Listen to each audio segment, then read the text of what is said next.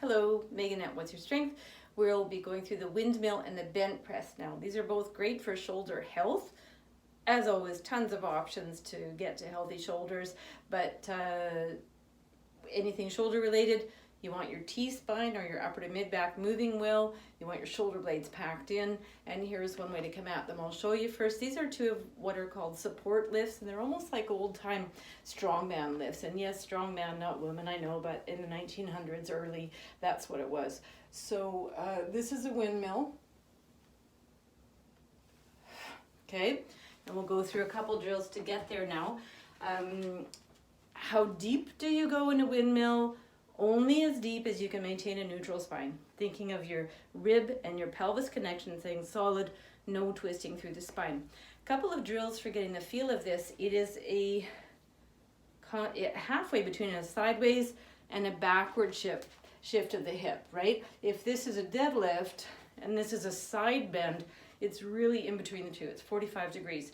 So if you've got someone to help you with this, so much the better, just because it's almost like it's hard to surprise yourself. It's also hard to do this drill a little bit on your own, but you get a solid band, or something that's not a band, doesn't have to be stretchy, and then shift and lift the hip, right?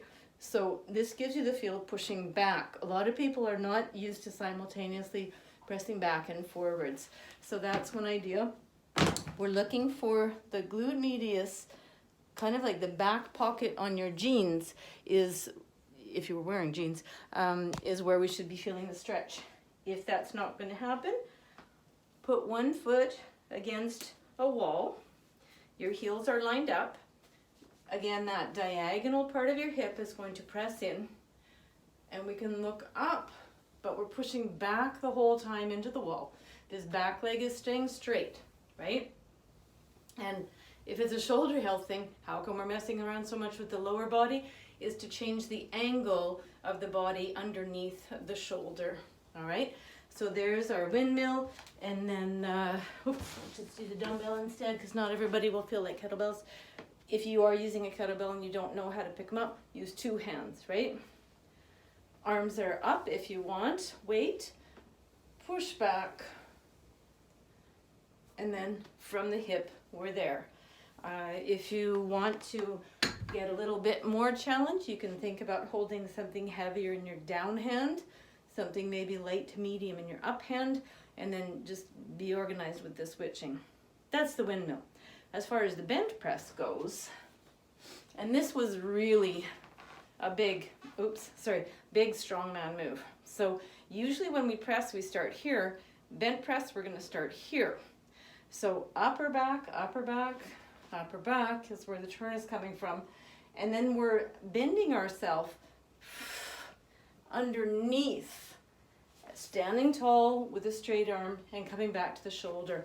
So to call it a press is almost a misnomer. It's the bent that you want to focus on, because we're bending ourselves underneath instead of actively pressing out.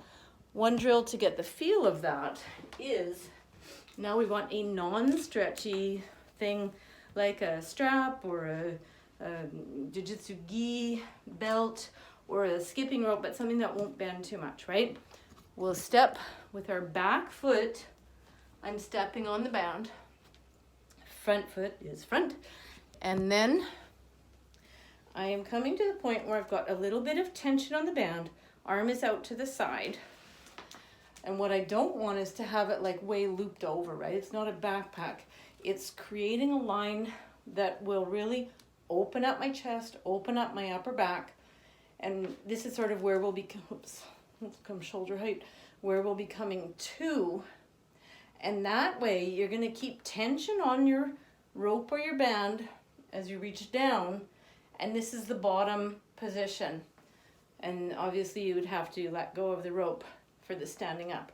You'll find that in this lift, there's an enormous amount of variation as far as what are you doing with your other hand? Is it going to look more like a corkscrew or a squat? Approximately 2/3 of people apparently are more squat style, maybe a third corkscrew. Depends on your limb length proportions. So very much an individualized move. I think I had one more little Okay, so, and once again, we'll go through the whole lift. If you do need to use a bell and you don't know how to pick it up, 2 hands. Once again, we'll out to the side. Turning, turning, turning. The big thing here is then we're getting underneath that weight. Tall. Bring it to the shoulder. Again, 2 hands to help you bring it down if you're not familiar with the bells. And they're kind of fun to play with. Once again, I'd love to hear your comments. What do you think about this move?